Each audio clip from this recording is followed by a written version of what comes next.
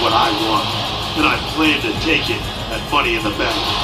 If you can defeat your next opponent, you will be one of 6 competitors in the Money in the Bank match this Sunday. Pedigree, he got it. The game got the pedigree.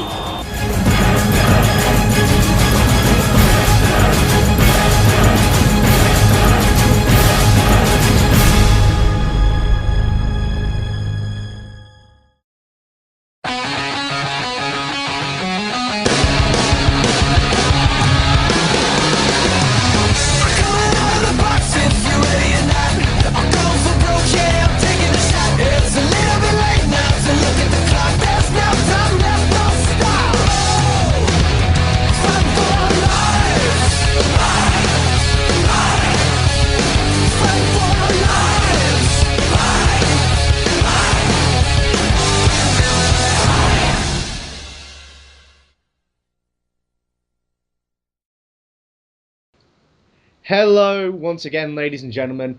It is I, your 2011 co-host of the year. I haven't got the cynical Grinch this week, but I do have Matthew. Matthew, hello. Hey Liam, how's it going, guys? I'm all right. How are you? Very hungover, very achy, breaky, gonna die soon. Oh, massive pain. It sounds like I'm talking to Andy again. Yeah, maybe. Maybe I'm him in disguise. Maybe it is. Speaking, because Andy's not here, simply because he threw a hissy fit last week about the whole co-host thing, so I banned him from this episode. So probably on the main show we'll address everything, but he's not. I've kicked him off for this week because I just felt embarrassed for Carmine, despite the fact he was a bit of a dick. But I felt a bit embarrassed for him. But anyway, so Matthew, have you? I ask everybody this, but have you played WWE 12? I have played WWE 12 and it's all completed, done everything. So I'm not spoiling anything for you here. Not spoiling a thing. That's good. What do you, because we're on the final episode with Triple H, and of course, you know, I think you've been watching the whole series, you know, from about episode like 6 or 7 to about now, we've been ripping apart this storyline. We've hated it. What has been your opinion on it? I'm interested to know. I think it's possibly one of the worst storylines ever, and it's just like Triple H and WWE just going, I'll just squash everyone. Cody Rhodes don't need to go anywhere. Zack Ryder don't need to go anywhere. Just buries everyone. Look, just awful. The only thing I did like was that everyone was just ending up in wheelchairs. I thought it was quite hilarious. Yeah. But I mean, so that's the Triple H storyline. What about like the entire Road to WrestleMania in general? Like, you know, Sheamus's, Jacob Cass. What is your opinion on the entire Road to WrestleMania mode in general? I thought Sheamus's was pretty good, apart from, you know, him not being from United Kingdom and stuff. Mm-hmm. Kind of made sense. Yeah, so strange. Yeah. So strange. But yeah, it was long. It was enjoyable. I think we've had like better Road to WrestleManias, but there was some good bits in it. What's been your favourite Road to WrestleMania then, if I can ask? I quite like Edge's one on I think it was 2010. 2010. Oh yeah. I'm a huge Edge head, so I was just like, yeah, I'm Edge. Yeah. Well, Edge is brilliant. You got to be honest. He is. Edge is fantastic. I'm glad I've got another Edge head on the show. Andy's always going on about how much he hates Edge. Ridiculous. I know. Like the best. I've got like the black and red star tattoo that he has on my arm. He's just awesome. Good man. Good man. National.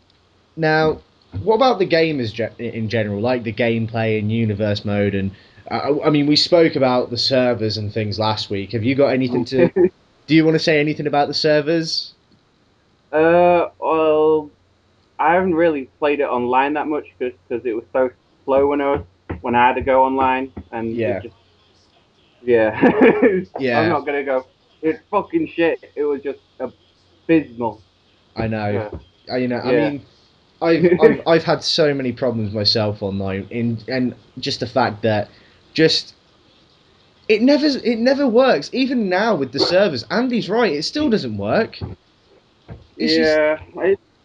THQ just like can't make games really. Well, they can make games, but with this, they just put no effort into it to make it fantastic. It feels like an uncompleted game.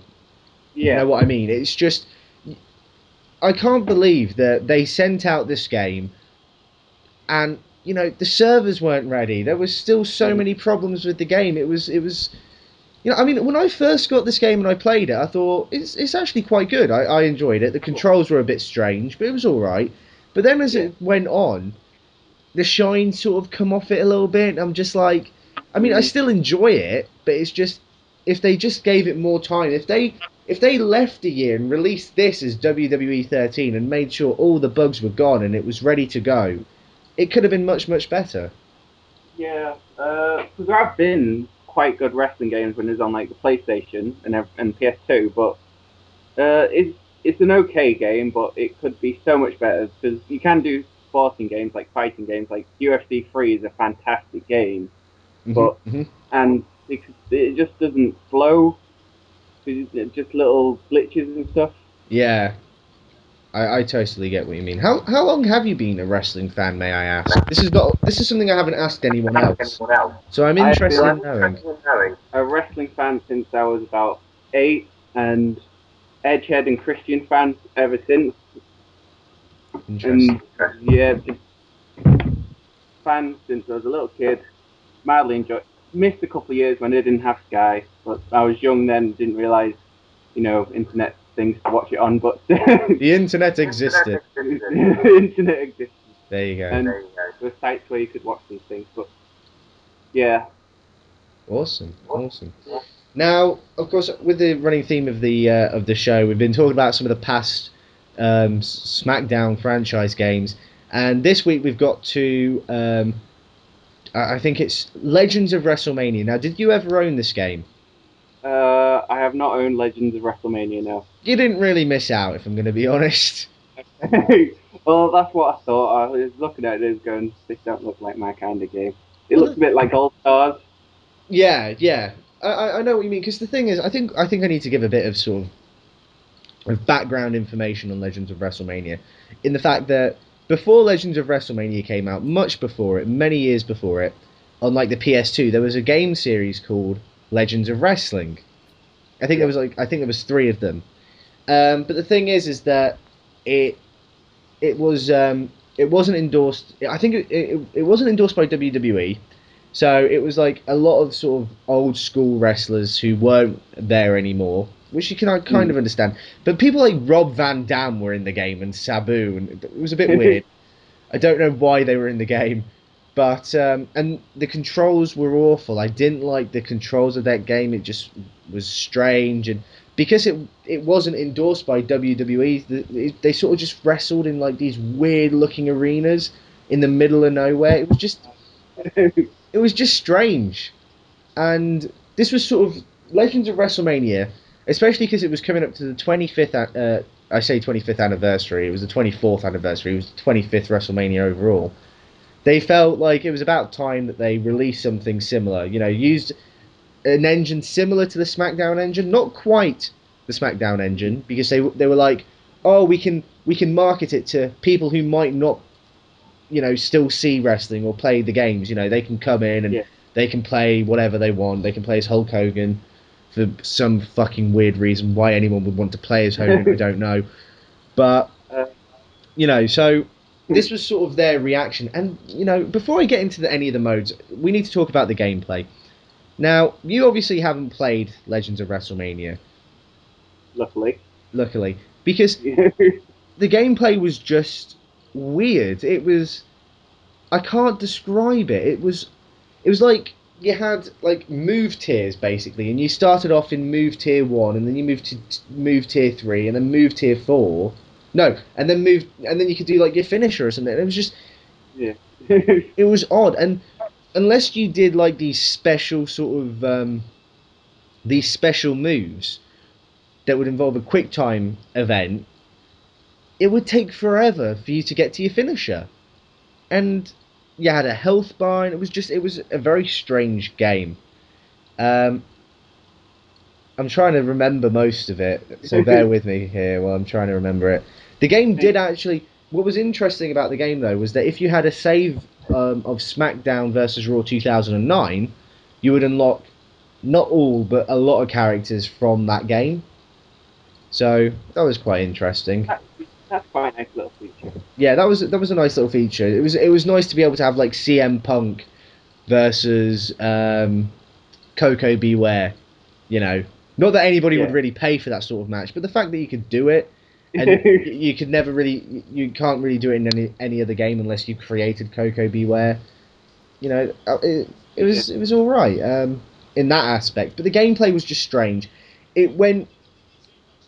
I can't say it was too simple because it wasn't. It was good simple, but it was just strange the way they did it. You know, I mean, you look at WWE 12's controls, and that's simple, and that's fine, it works. But they went in this.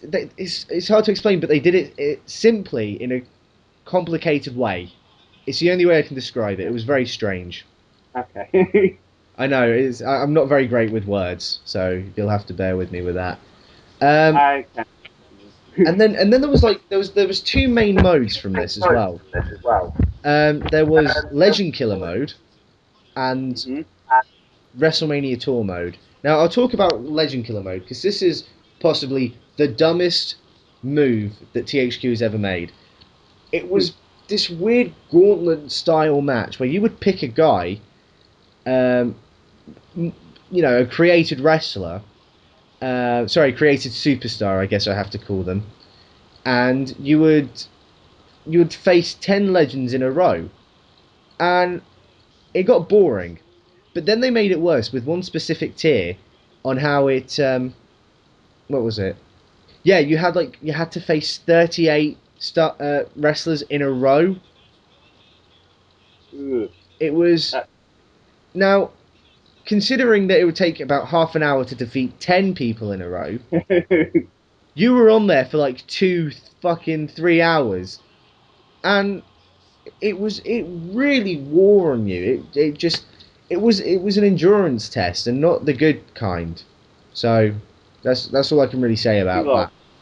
Yeah, it was very odd. But the main selling point of this was WrestleMania Tour mode, and in WrestleMania Tour mode you could either choose from three things: relive, rewrite, or redefine. In relive, obviously you play some of the most famous WrestleMania matches in history, and you reenact some of the moments, which was quite cool. And there was cutscenes that were specific to that match that you wouldn't see in anything else, which was a nice little touch. Then there was rewrite, where you play as a loser of the original match, and then you have them win.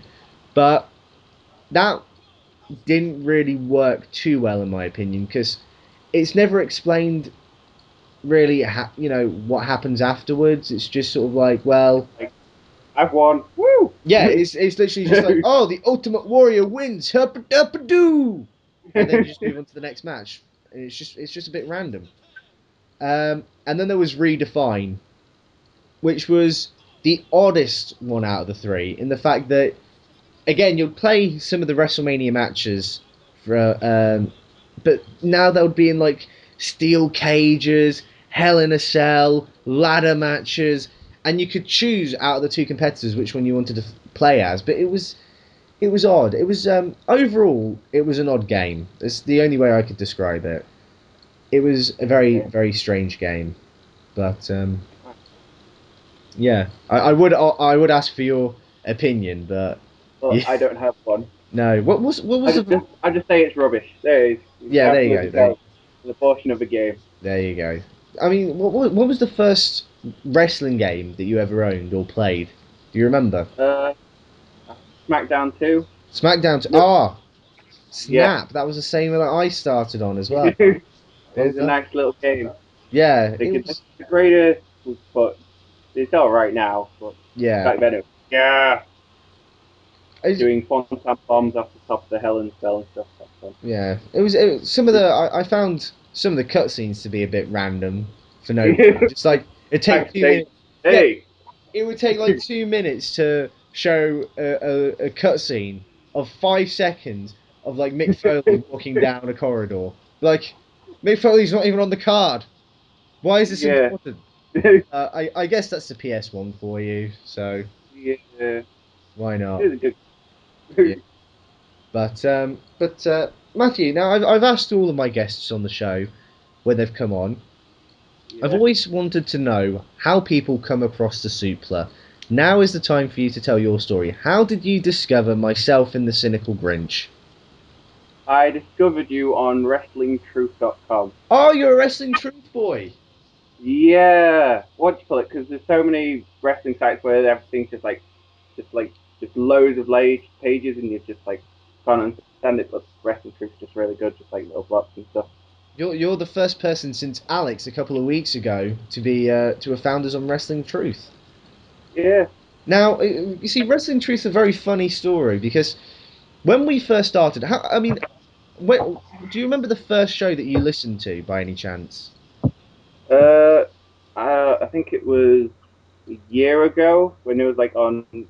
You had like it was on FO WWE Pictures or whatever. FOW Pictures, yeah. Your your film crew thing that you do, and Yeah. yeah, I watched it on that, and I can't remember what episode, but it was about a year ago, and when you're on the YouTube show, I Oh, mean right. your channel. Ah, see, that's interesting because I mean we've been on Wrestling Truth for about 2 years or so now, and when we first started, people hated us. I mean, the comments, seriously, God's honest truth, in the comments, you would just see hate message after hate message after hate message about the show.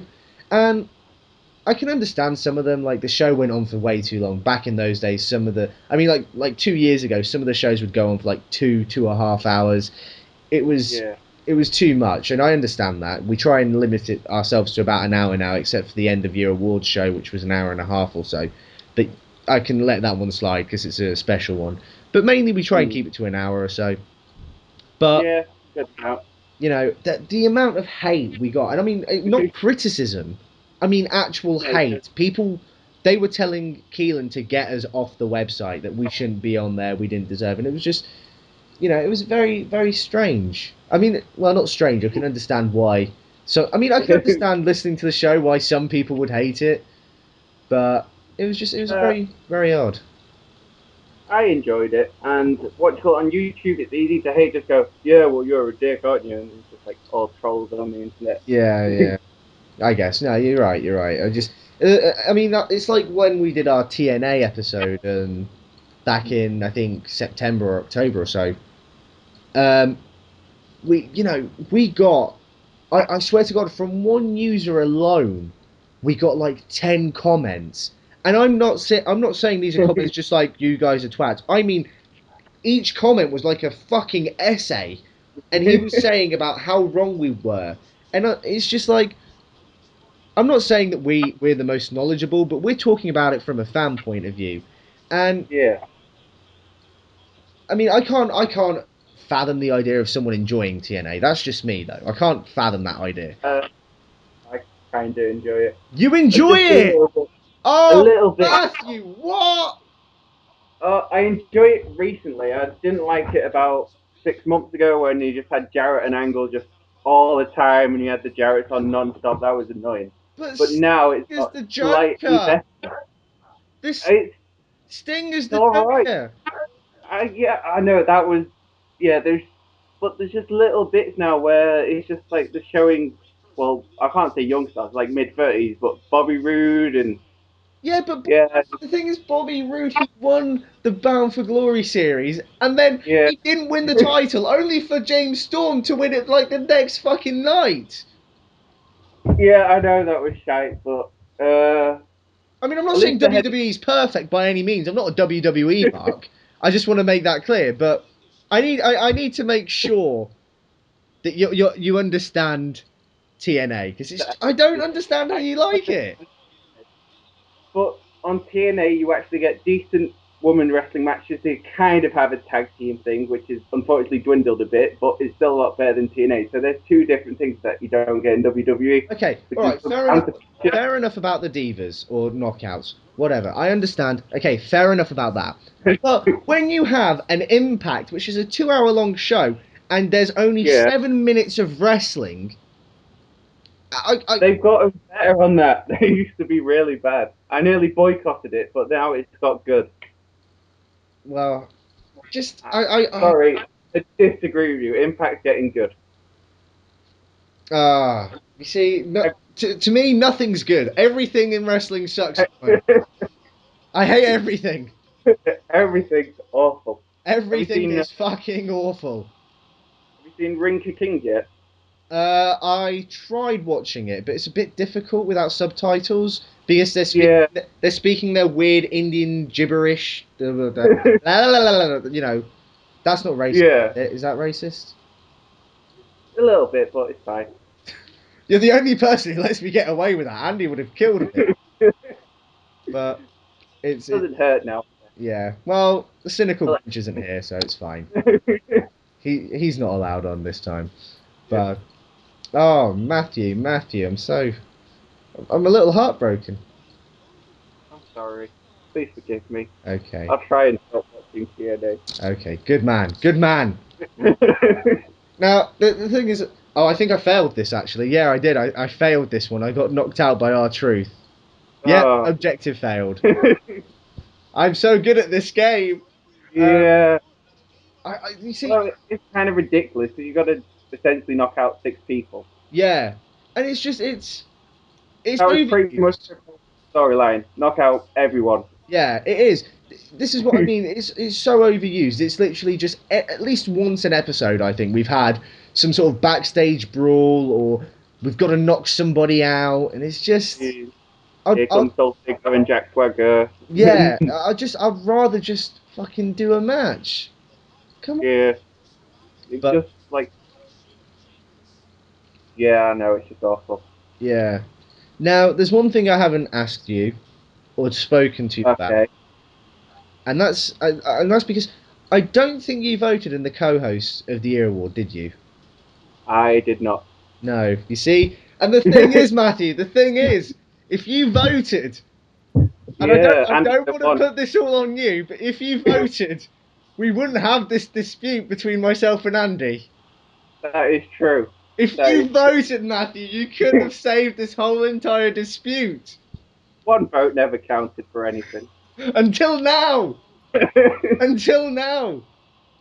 Yeah, I'm sorry about that. Right. Do you want me to just vote for someone? Yeah, vote now! Okay, go Liam. Woo! Yes! Thank you! Let's prove I've won! There we go. 13 votes to 12. I win. There we go. Everyone heard. Hey, Matthew voted for me. Good man, thank you. I'm still the 2011 co-host of the year. Okay, well done. You can be fan of the year. I'll give you fan of the year. Thank you. There you go. That's my appreciation to you. Fan of the year. I'll make a little award for you or something out of like tinfoil. And then I'll just post it to you or something. I don't know how I'll figure that out. I'll figure that out at some point. Send it by the interweb. Yeah. Just digitize it and then send it by the internet. But yeah. Right there. But so obviously, as you can see, we're teaming with Randy Orton at the moment, and we're facing the Misfits in a knockout match. Versus Misfits. Yeah, and I think by this point I've knocked out Kane and R-Truth. Jack Swagger's still about, and so is Dolph Ziggler. And as you can see, I'm starting to limp. So oh no, R-Truth is still in. So yeah. So it's going to be like just punching them for ages and ages. And ages. And I love how the objective keeps popping up, like, you know. Yeah, just like, will you not end the match already, goddammit? Yeah, it's like your girlfriend or something. It's just like, fucking end the match! Wait, I want to have a bit of fun first. But... pedigree. Okay, so it's just down to Swagger. And I don't know why I do that to Orton. Get the fuck out of my ring, Orton. I'm Triple H, goddammit. I'm the game. Bury everyone. Bury everyone. Burying time. You're not immune, Randy. Super Berry. There we go. I feel sorry for Jack Swagger. He was World Heavyweight Champion at one point. And it's just like, he does nothing now. World Heavyweight Champion. What do you say? Did he deserve to be World Heavyweight Champion? Probably not. No. I thought they were going to put the Money in Bank on Drew McIntyre in that match, but it was all set. What has It happened was. to Drew McIntyre recently? I don't know. They're just like, let's just shit on him a bit. Your girlfriend's a crazy bitch, so we're going to blame you. And then they're going to do like an MVP thing, just build him back down as a heel and then build him up as a face. I just he seemed to me like he was going to be the next main star, and Yeah. he's just been shut upon. Mm.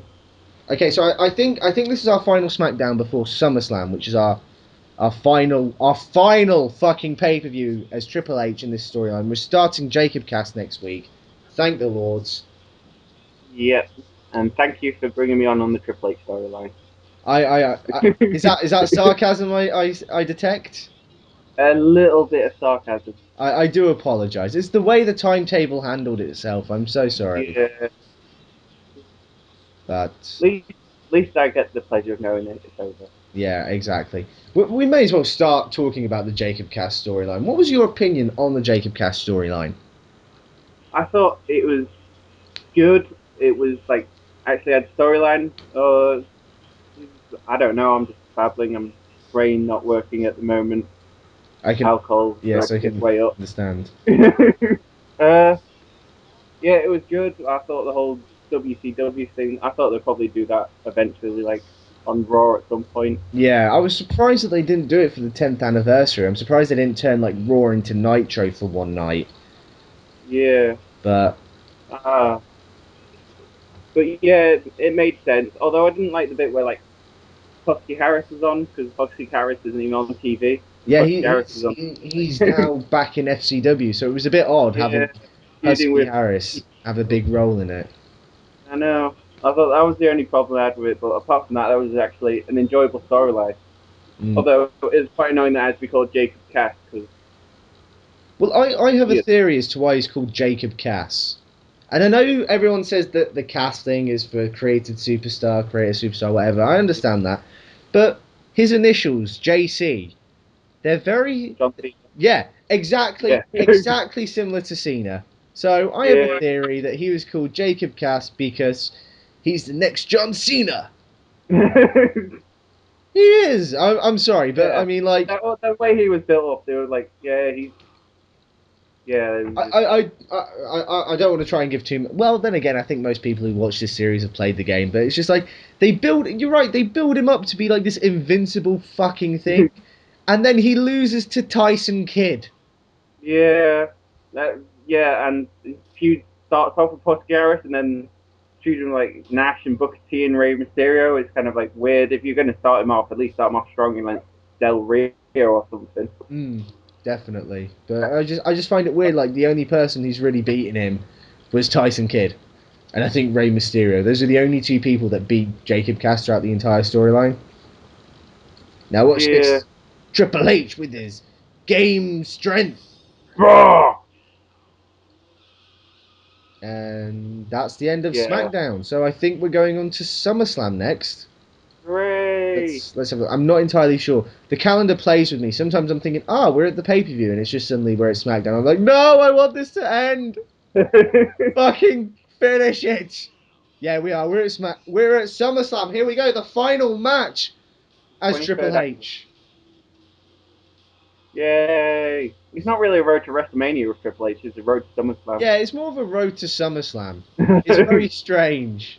Yeah. But the thing is, again, spoiler alert, mute the video or anything, guys, but spoiler alert, the Road to WrestleMania doesn't actually end at WrestleMania. It doesn't. That's the thing. I can understand you wanting it to end at Starrcade because of the whole WCW thing, but it's called Road to WrestleMania, not Road to Starrcade. You know, you sort of to have it living in the past. Yeah, it's just sort of like have it end at WrestleMania. That's the whole point. But I don't know.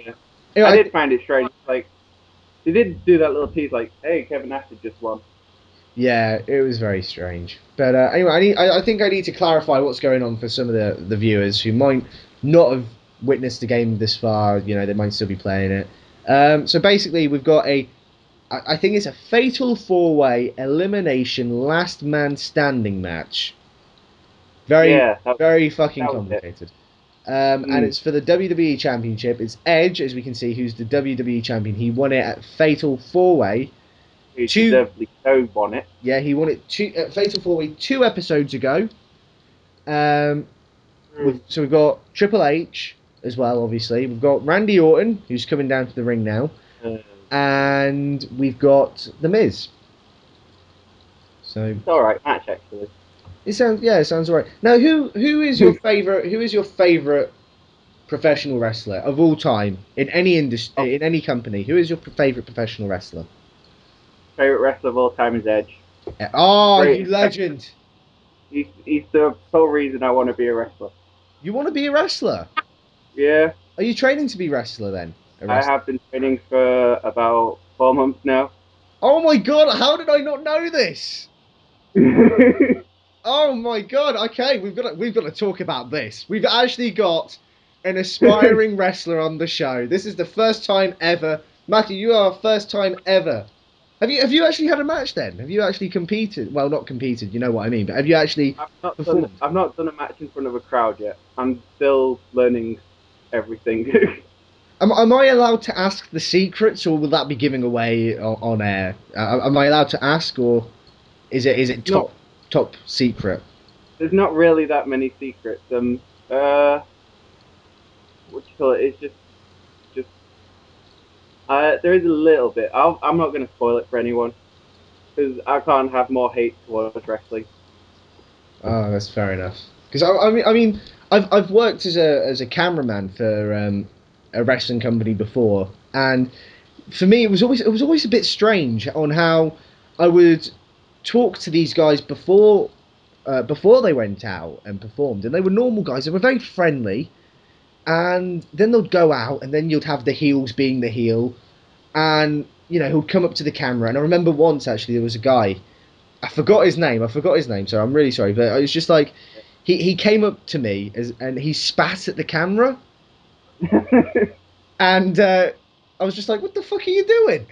And then he got in the ring, he had his match, and he came out. And then I went backstage to get a new tape, and he just came straight up to me and said, I'm really sorry, are you alright? And it was really odd that it was just like, he went from being this heel, hated by the crowd, and he spat at me, and just sort of when he spat at me, he just walked off like he didn't care. And then just suddenly he was like, as soon as he saw me backstage away from the crowd, he was like, he was an actual human being, I guess, is the only way I can put it.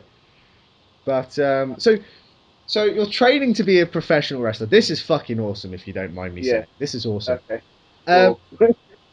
So, have you, what, in terms of professional wrestling, do you start thinking of your gimmick? I mean, have you started coming up with, like, your ring name, your finishing move, your attire? I mean, when does that start coming into play? Is that straight after the training before your match, or what? Do you discuss it with your trainer?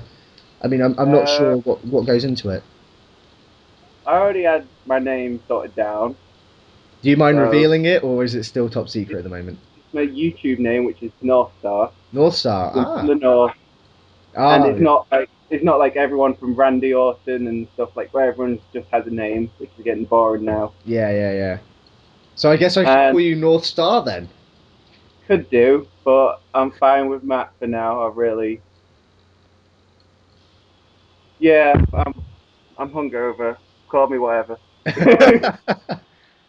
Fair enough. So I mean, where exactly are you training? This might be a good opportunity to sort of advertise the place.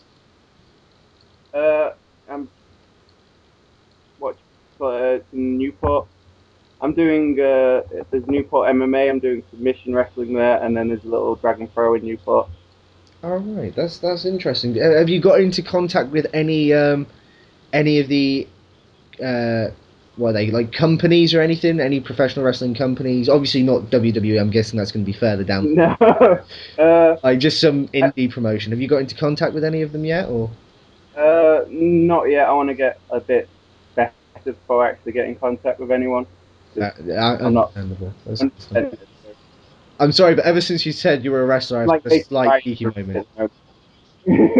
Yeah, I'm sorry, so I do apologise if I ask loads of questions while you're hungover, but I mean, I'm genuinely interested in profession, not just the what we see on television, but the behind the scenes thing and stuff. And I mean, like, so I'm just wondering how long does it take usually for a professional wrestler to be fully trained before your trainer thinks, right, okay, he's ready to perform? How long does it usually take? Does it take a year or so? uh, yeah, about a year or so. So depends. Some people are just naturally good at it and stuff, and some trainers are just like, yeah, just go in the ring, smash people up and stuff. Just beat the shit out of each other. Yeah, give them stiff jabs to the face. So, I mean, have you actually ever had an accident while training? Have you taken a really hard bump by accident, or because I mean, Uh, obviously in professional wrestling, there's moves. You do moves, and they look spectacular. But yeah, there's ways to protect each other, isn't there? I mean, yeah, there is. Someone was doing a shooting star press, and they kneed me in the face. That really oh, hurt. oh, that must have. How do you do a shooting star press safely? I mean, you've got a guy who must be about. He's like what 6 feet, in the air, Yeah. and he's doing a flip. I mean, how do you prepare for that sort of impact? You just have to try and tense and relax and not look, because if you look, then you'll just be like, ugh, and then you'll be just, it'll hurt so much. So you just got to kind of just pretend it's not coming Mm, if you can. yeah.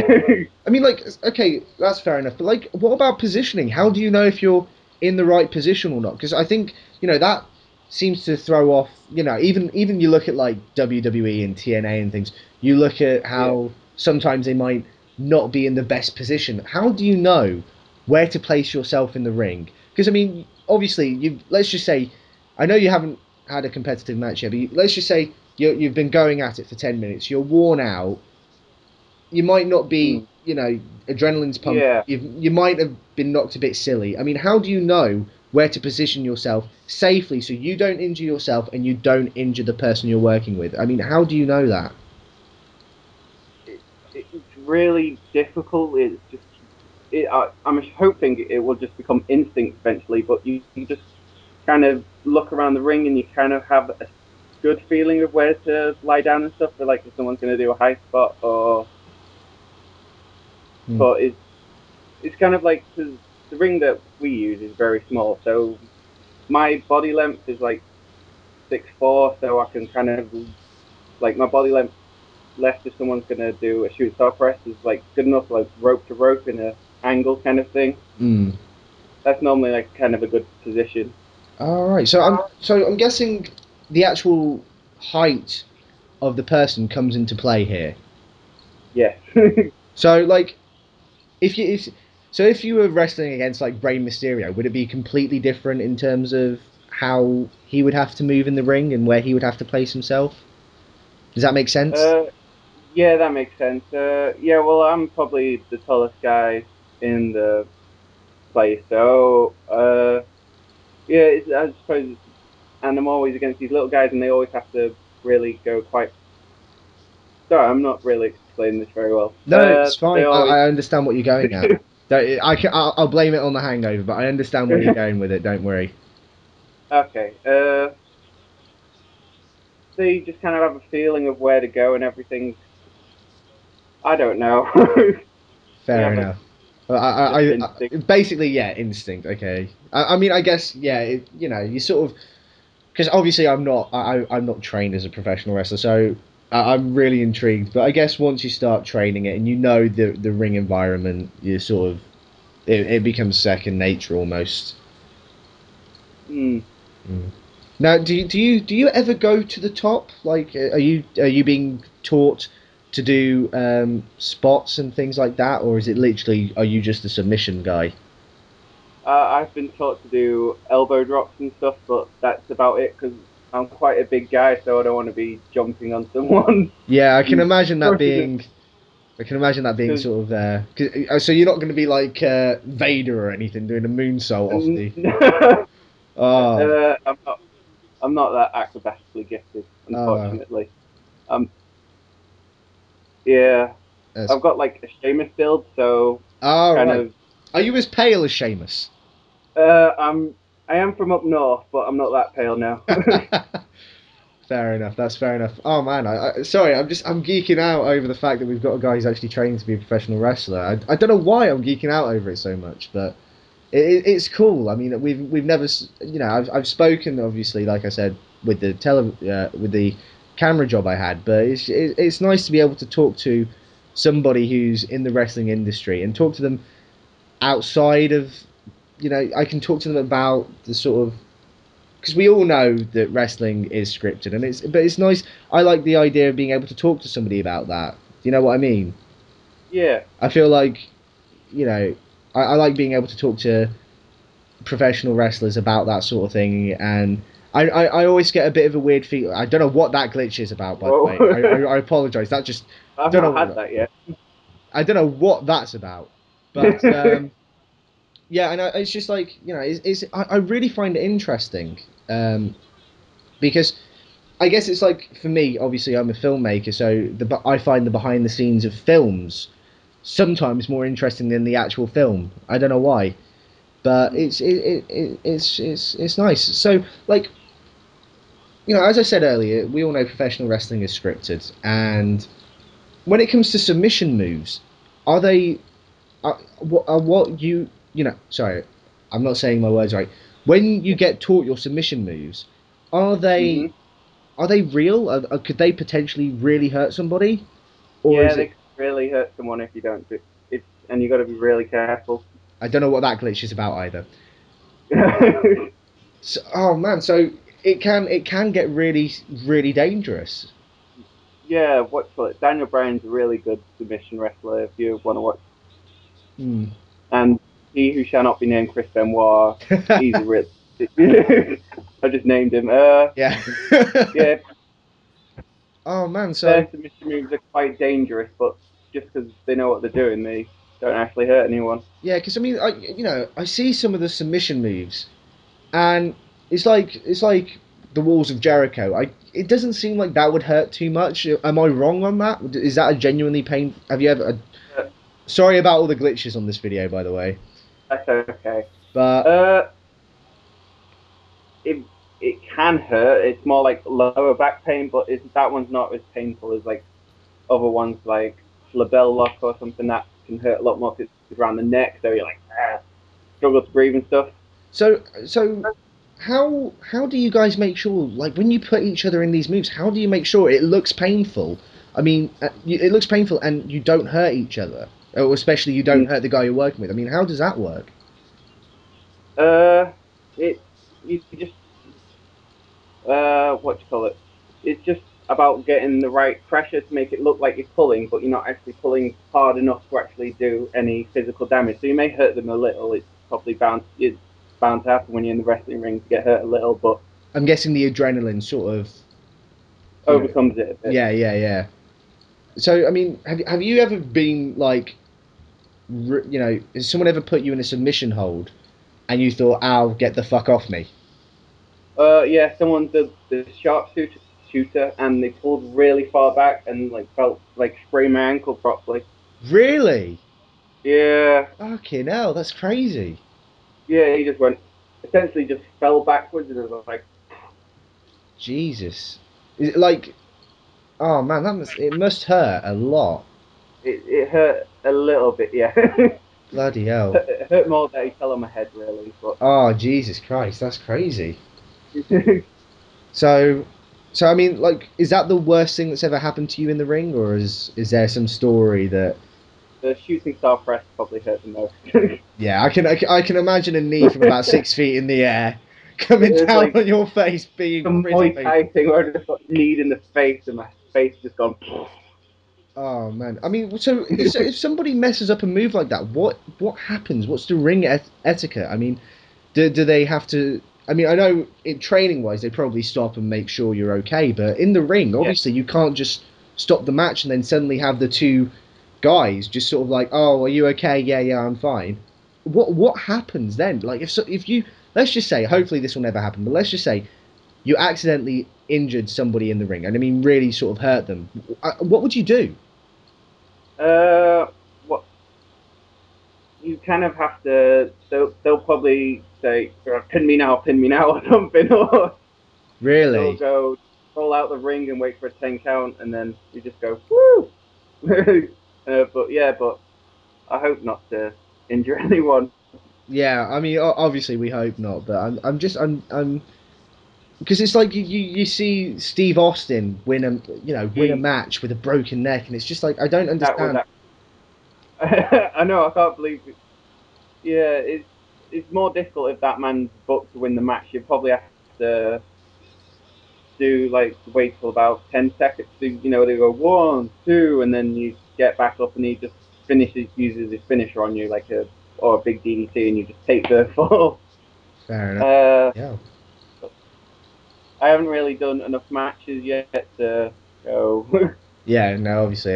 Sorry, I know I'm asking some questions that might be ahead of you at the moment, but I'm a new boy at the moment. I'm still. so how did you get into it? I mean, like, how did you find this place and the money? Obviously, I'm not going to ask how much it costs, but I can't expect it being that cheap, surely. It's actually not too bad. It's just I'm glad I'm in Newport and not in London. Yeah, I can imagine Put London it that way. being quite expensive. So I'm guessing you never went to university. You must have come straight out of. I'm at uni at the moment. Oh, you are at uni. Oh, what are you studying Yeah. at university then? I'm studying drama and creative writing. Oh, yeah, that Film, would make sense. like, Yeah. yeah. Well, I'm not doing it for that reason. That like it's good. I just always like films and stuff, and I always like Good man. wrestling and Man after yeah, my own heart. Well done. yeah. Well, I'll tell you what, Matt. If I ever make another fiction film, I'll give you a call, cast you in it. Woo. So Head there you down to go. Bournemouth. Yeah, exactly. You've got a job. You've got a job if Woo. you make another fiction film. There you go. Good enough to get into Bournemouth. Did you try for Bournemouth? Yeah, I did. And they. Failed. Oh no! I'm so sorry to hear that. It's all right. I'm not.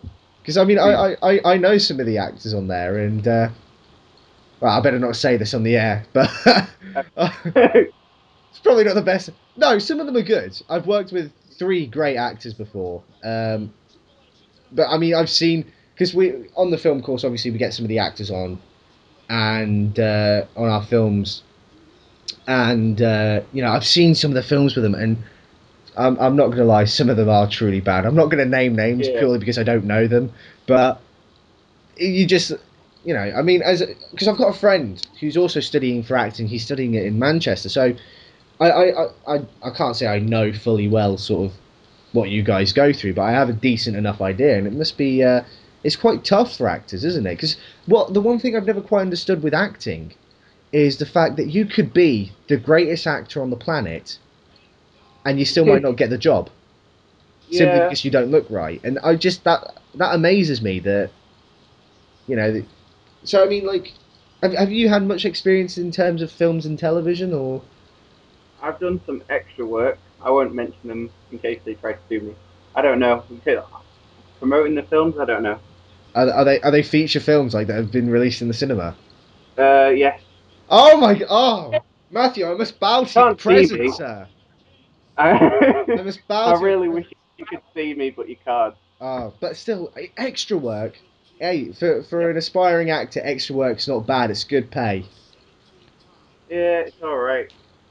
Hey, let me just To put it. get paid, the movie ones are good. The advert ones are supposed to pay. Yeah, that's understandable. I'll just put it this way though. I've worked on a film that's coming out later on this year, and Yeah. the thing is, as a filmmaker, I can only say, can I get a job on this as work experience? Therefore, I don't get paid. So at least you get paid to Yeah, just that's have true. a day's work. I work for like a week and I don't get paid. But then again, for me, it's just like, oh my god, look at the camera and the lights. That's I guess that's the strange. Do you find filmmakers strange by any chance? Just the fact that uh, because I know because the thing is, it's like I'm planning to go to the Dark Knight Rises premiere in the summer yeah. in London. For if anybody's coming, please let me know, and it'll be great to meet up.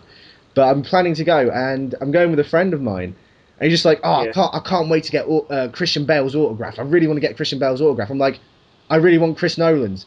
And he just looked at me as if I just said, punch me in the face. He just looked at me like, what is wrong with you? I'm just like, Yeah. I want Nolan. Nolan's the man.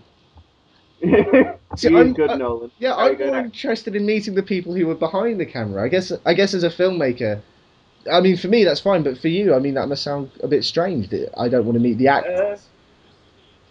No, I've got a filmmaker in my house, and he talks about directors all the time. I get it. Everyone's got like a hero because they're the man who has like the creative influence over the film. They make it what it is, really. Yeah. Fair enough. But anyway, we just talked for the last 10 minutes and didn't talk about the Triple H storyline. anything's better than the fucking Triple H storyline. Let's be honest here. True. But anyway, you are right. We are out of time. As we saw, Triple H has now, in this story, he's retired from professional wrestling. Thank fucking God. Yay! But I have a feeling this isn't the last time we'll see him in the story. Obviously, you know what I'm talking about. Oh, really? Yeah. But Matthew, you've been great. I've really enjoyed having you on. It's been great talking to you. Thanks, no problem. So, That's fun doing it. Is there any shout outs, like anything that's happening in terms of your life that you'd like to give a shout out to or promote or anything? No, nothing's happening. It's very boring. Fair enough. Might see me on bounces in Newport. No, you won't. Fair enough, man. All right, thank you very much for being on the show. You've been great to talk to. No problem. Had fun. All right, thanks, Matthew. And I'll see everybody else next week when we start the Jacob Cass storyline.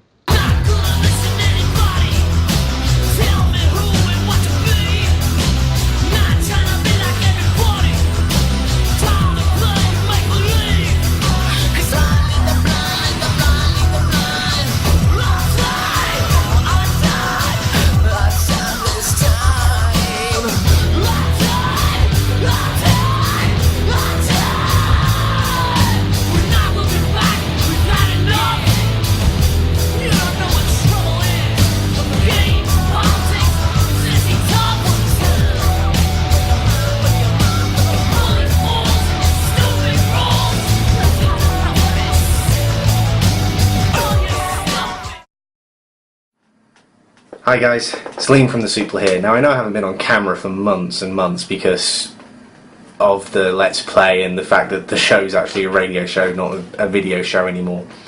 But that's besides the point. I'm here to talk to you all about something really important. Now, at the Super, we don't ask for anything in return. You know, we create the show because we enjoy it.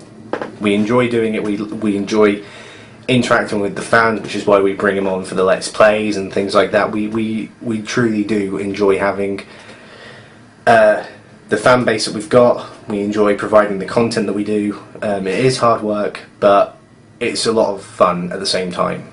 And we provide hours of content a week. Well, maybe not. Well, yeah, okay. We provide at least, we provide about an hour of content a week. Completely free for all you guys. We don't ask anything for return. But that is going to change. This is the one thing that I will be asking all of our fans and our listeners to do. I'm currently working on a film called Cosmo. It's an animation film being ran by third year graduates on the animation course. I am going to be their film editor for it. But the film needs some money. It's because we have hired a professional music composer from the film and television world. He's worked in it for years. I mean, he knows his stuff. He really does. But in order to create the music that we're looking for, it's got to be played live by an actual sort of orchestral band. It's not going to be able to be done by synthesizers or any of these little music creating softwares that you can get on the computer. It's the real deal, and it's not cheap. We're going to have about £600 roughly, give or take, in order to cover getting the music recorded.